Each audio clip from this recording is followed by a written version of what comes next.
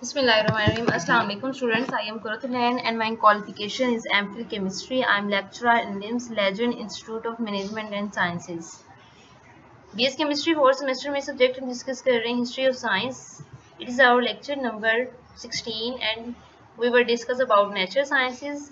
Last lecture में हमने physics के बारे में स्टडी किया था एंड आज हम स्टडी करेंगे जियोलॉजी के बारे में.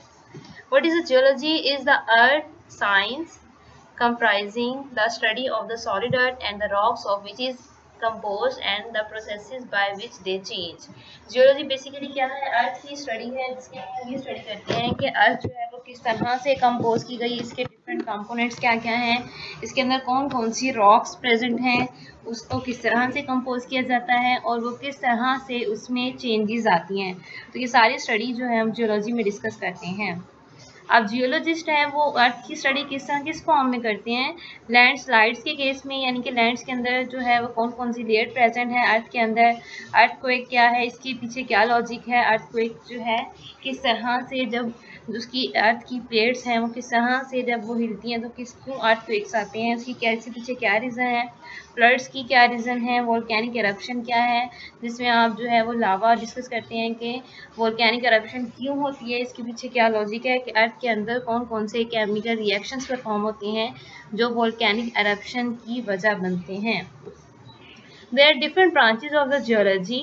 First one is the physical geology. Physical geology क्या है? Physically study of earth.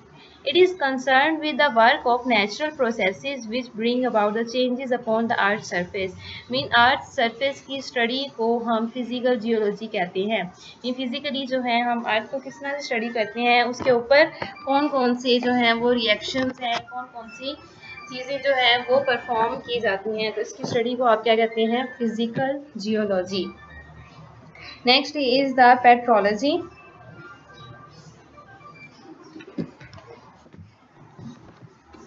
तो पेट्रोलॉजी हमारे पास कौन सी स्टडी है? It is the discussion of the different kinds of rocks is known as petrology. Means जो है इसमें रॉक्स की स्टडी की जाती है, उसकी डिफरेंट फॉर्म्स हैं रॉक्स की अर्थ के अंदर प्रेजेंट, तो उसकी स्टडी को पेट्रोलॉजी कहते हैं. Next is the mineralogy. Mineralogy क्या है? मिनरल्स की स्टडी को मिनरलॉजी कहते हैं. मिनरल्स की कंपोजिशन क्या है, किस तरह से कंपोज की जाती हैं, इनकी प्रॉपर्टीज़ क्या हैं, तो इनकी स्टडी को आप क्या कहते हैं? Mineralogy. Next is the structural geology, यानी कि जो है अर्थ का स्ट्रक्चर क्या है.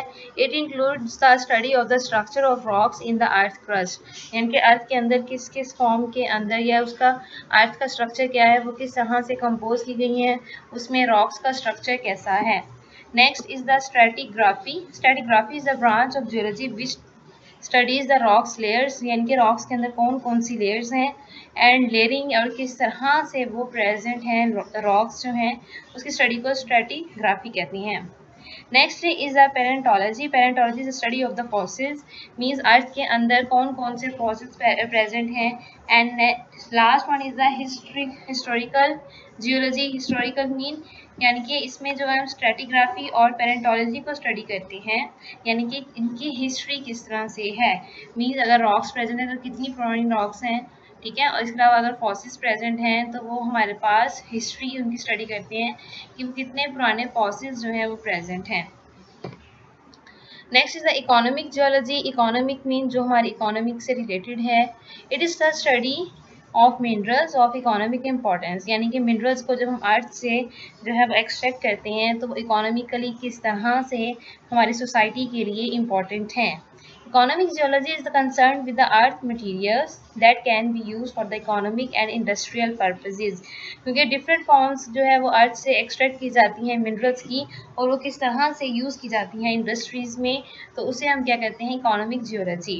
Next is the mining geology. It is the concern with the study of the application of geology to mining engineering. ठीक है, माइनिंग मीन यहाँ पर जो है किस तरह से जो अर्थ के अंदर से डिफरेंट मेटल्स को या डिफरेंट चीज़ों को एक्सट्रैक्ट किया जाता है, उनको किस तरह से यूज़ किया जाता है, उनकी माइनिंग की जाती है. ठीक है, तो इसकी स्टडी को क्या कहते हैं? जो है mining geology. Next is the engineering geology. It is application of geology to civil engineering. Now we will discuss about the types of rocks. There are different types of rocks. First one is the igneous.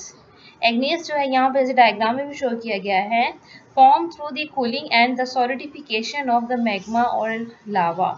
Magma और लावा आपके पास कौन सी चीज़ें हैं, जब अर्थ के अंदर बहुत ज़्यादा एनर्जी होती है तो उस एनर्जी की वजह से वहाँ डिफरेंट केमिकल रिएक्शंस होते हैं, ठीक है। उन केमिकल रिएक्शंस की वजह से जो है वहाँ पर जो है वो बहुत ही ज़्यादा हीटअप हो जाती है, ठीक है। आपको पता है कि लावा जो और मैग्मा है, इन दोनों में डिफरेंस बेसिकली ये है, जो मैग्मा है वो क्या है, अर्थ क्रस्ट के अंदर जो है डिफरेंट जो है हाई एनर्जी की फॉर्म में जो लिक्विड प्रेजेंट है उसे मैग्मा कहते हैं। और लावा क्या है, जो इरोनिक जो है इसमें वॉल्केनिक इरप्शन की फॉर्म में जो अर्थ सरफेस के ऊपर आएगी चीज़, वो लावा है, ठीक है ना। जिसे आप कहते हैं कि यहाँ पर बहुत ही ज़्यादा जो है इनके ठंडा होने की वजह से जो चीज़ आपके पास प्रोड्यूस होती है, जो रॉक की फॉर्म में आती है, उसे आप क्या कहते हैं, igneous rock. Form through the cooling and solidification of magma और लावा। इनके कूलिंग की वजह से जो चीज़ प्रोड्यूस होती है वो लावा है, वो आपके पास क्या है, igneous rock. Next is the metamorphic rock. Metamorphic क्या है, form by the changes in heat, pressure और केमिकल कंडीशंस। यानी कि आपके पास ये वो रॉक है जो कि हीट की वजह से प्रोड्यूस होती है, ठीक है। यानी कि कोई भी रॉक है, अगर उसके ऊपर आप डिफरेंट प्रेशर हम अप्लाई करते हैं, अब अर्थ के अंदर डिफरेंट लेयर्स की फॉर्म में जो है उसके ऊपर प्रेशर अप्लाई करते हैं, जिस तरह उसमें लेयर्स आती जाएगी तो नीचे वाली रॉक्स के ऊपर क्या प्रेशर अप्लाई होता जाएगा, तो वो आपके पास रॉक कौन सी होगी, मेटामॉर्फिक रॉक। उनके डिफरेंट केमिकल चेंजेस आएंगी और इसका कलर भी देखें ब्लैक सा आपको लग रहा है, ठीक है। तो हीट की वजह से, एनर्जी की वजह से इसमें डिफरेंट जो है वो रिएक्शंस परफॉर्म होते हैं। Next is the sedimentary rocks, formed by the deposition of materials at the earth's surface and within the bodies of water। यानी कि वाटर बॉडीज और अर्थ सरफेस के ऊपर जब मटेरियल्स डिपॉजिट्स होना स्टार्ट हो जाएंगे, सेडिमेंट्री रॉक्स जो हैं वो अर्थ सरफेस के ऊपर प्रेजेंट हैं, ठीक है।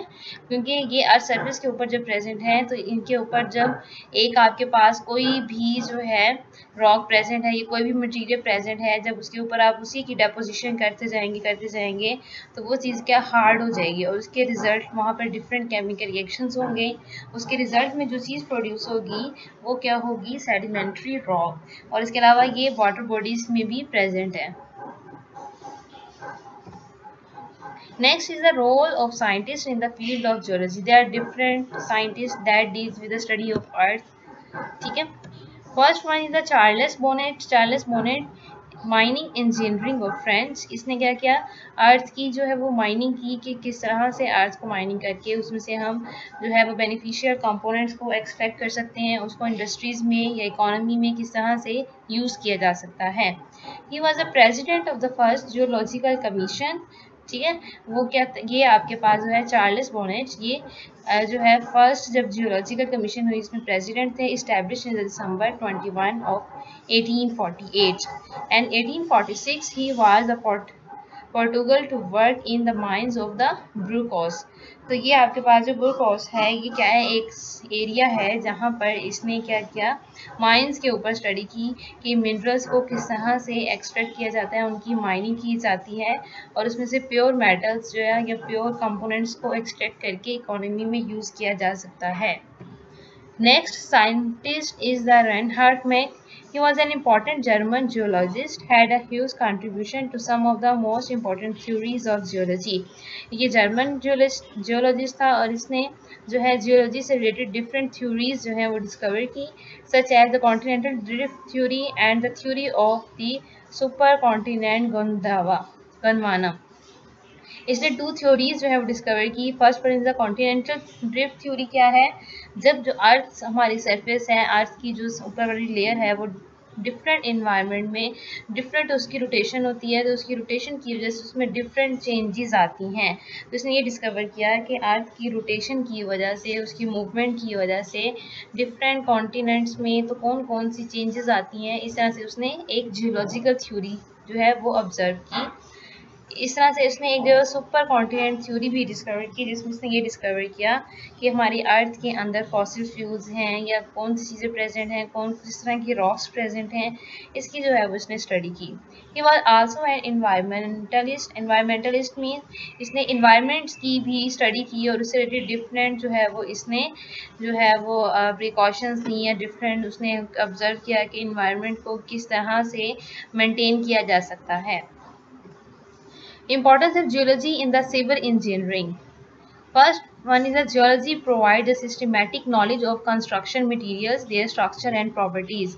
ठीक है, अब जियोलॉजी जो है अगर हमने किसी भी जो है ये किस तरह से सिविल इंजीनियरिंग में हेल्प आउट करती है, ये हमें कंस्ट्रक्शन मटेरियल के बारे में नॉलेज प्रोवाइड करती है, उसकी प्रॉपर्टीज़ कैसी हैं, ठीक है ना, कि अगर कोई भी चीज़ हम यूज़ कर रहे हैं कंस्ट्रक्शन के अंदर और वो जियोलॉजी मीन वहाँ पर अर्थ की नेचर कैसी है। अगर आपने कोई भी बिल्डिंग कंस्ट्रक्ट करनी है जैसे, तो सबसे पहले आप वहाँ पर अर्थ की नेचर देखते हैं कि अर्थ वहाँ पर किस नेचर की है। आइदर वो इतना ज़्यादा जो है, अगर हमने वहाँ कोई बिल्डिंग कंस्ट्रक्ट करनी है या कोई चीज़ कंस्ट्रक्ट करनी है तो वो उसको कैपेबल है या नहीं, यानी कि उसका वो इतना सारा यानी कि हैवी मटेरियल जो है वो उठा सकती है या नहीं उठा सकती। ठीक है, the knowledge of the erosion, transportation and deposition by the surface water helps in the soil conservation, river control, coastal and the harbour works. ठीक है, यानी कि इरोजन मीन हम अगर हमने ज़मीन को जो है वो इरोजन करना है उसकी सरफेस को, तो वो किस तरह की जो है वो किस तरह की हमने ज़मीन को इरोजन करना है। अगर ट्रांसपोर्टेशन के लिए हम अर्थ को यूज़ कर रहे हैं तो उसकी नेचर कैसी होनी चाहिए। इसके अलावा डेपोजिशन अगर हमने करनी है अर्थ के अंदर तो उसकी नेचर कैसी होनी चाहिए। ठीक है, by surface water helps in the soil conservation mean जो है सॉइल की नेचर कैसी है। एंड द रिवर कंट्रोल के आइदर हमने रिवर कहाँ पे जो है वो बनाने हैं। इस तरह से डिफरेंट जो है यहाँ पर यानी कि नेचर ऑफ अर्थ जो है वो हम यहाँ पर डिस्कस कर रहे हैं कि वो हमारी सिविल यानी कि हमारी जो है वो क्या कह सकते हैं कि क्या यानी कि हमारे यानी कि हाउसिंग के लिए या हमने कोई बिल्डिंग कंस्ट्रक्ट करनी है वो उसके लिए इम्पॉर्टेंट है या नहीं इम्पॉर्टेंट, कौन सी अर्थ जो है वो किस चीज़ के कैपेबल है। The knowledge about the nature of the rocks is very necessary in tunnelling, constructing roads and in determining the stability of the curves and slopes. ठीक है, कर्व्स बनाने हैं, हमने स्लॉप्स बनाने हैं, तो उसके लिए जो है वो स्टेबिलिटी उसकी किस तरह की है। The geology helps in the civil engineering. Civil engineering में जो इंजीनियर्स हैं वो पहले अर्थ की नेचर को देखेंगे, उसके बाद ही उसके ऊपर कोई चीज़ कंस्ट्रक्ट करेंगे। मीन्स अगर हमें टर्निंग करवानी है, रोड्स की कंस्ट्रक्शन करवानी है, तो सबसे पहले उसकी एबिलिटी देखते हैं। The foundation problems of dams, bridges and buildings are directly related to the geology of the area where they had to be build. ठीक है, यानी कि सबसे पहले वो एरिया को देखें कि एरिया किस नेचर का है, अगर कोई डैम्स कंस्ट्रक्ट करना है, ब्रिज बनाने हैं या बिल्डिंग्स बनानी है। Next is the knowledge of the ground water is necessary in connection with the excavation works, water supply, irrigation and many other purposes. यानी कि अगर हमने वाटर सप्लाई करना है, पाइप्स वगैरह का सिस्टम है, तो वहाँ पर आइदर ये ज़मीन कैसी है। ठीक है, and geologist maps and sections help consider in planning the many engineering projects। यानी कि जियोलॉजी के डिफरेंट मैप्स जो होते हैं वो हमें हेल्प आउट करते हैं कि किस तरह से इंजीनियर जो है वो इजीली अपनी कंस्ट्रक्शन में हेल्प आउट कर सकते हैं। मैप्स जो है वो डिस्कवर किए जाते हैं। If the geological features like faults, joints, bed folds and solution channels are found, they have to be suitable treated. ठीक है, यानी कि अगर आपके पास कोई पता चल जाए कि आपकी अर्थ के अंदर कहाँ पे फॉल्ट प्रेजेंट है, कहाँ जॉइंट्स हैं, कहाँ पे, उसको आप इजीली जो है वो उसको ट्रीट कर सकते हैं। Hence the stability of the structure is greatly increase. इस तरह से जो अर्थ का स्ट्रक्चर है ग्रेटली इंक्रीज होगा। Free geological survey of the area concern reduces the cost of the engineer work. यानी कि अगर हमारे पास जो है जियोलॉजिकल हमारे पास कोई भी यानी कि सर्वे हम करते हैं कि अगर हमने उस एरिया का सर्वे करना है जियोलॉजिकल, तो इससे क्या होगा, जो हमारा इंजीनियर है उसका वर्क कम हो जाएगा, उसके ऊपर कॉस्ट भी कम आएगी। यानी कि अगर हमारी अर्थ जो है वो बेटर है, उसके ऊपर हमने कंस्ट्रक्शन करनी है, अगर वो एरिया सूटेबल है तो इंजीनियर उसको ईजिली कंस्ट्रक्ट कर सकता है।